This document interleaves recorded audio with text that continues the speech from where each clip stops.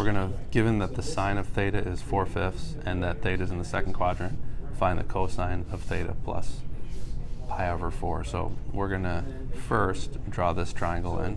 So let's take a look at what that would look like.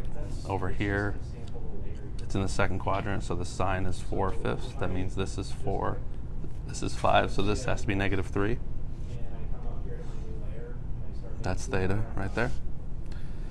And so we can also say that the cosine of theta is equal to -3/5, so we're going to need that in a second. And then we already know what the sine and the cosine, sine of pi over 4 and the cosine of pi over 4. We know that the sine, these are both positive. Oops, √2/2 and √2/2. So we will use the formula, which is right here. Cosine of A plus B equals the cosine of A cosine B plus sine A sine B. So we're going to write that. Cosine of theta plus pi over 4 equals cosine theta cosine pi over 4 plus sine theta sine pi over 4.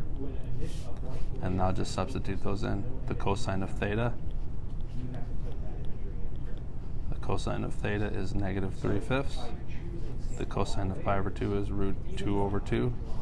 The sine of theta is 4/5. And the sine of pi over 2 is √2/2.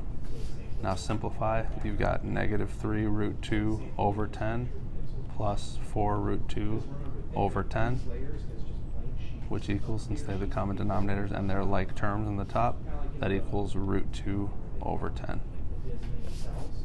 So that is your answer.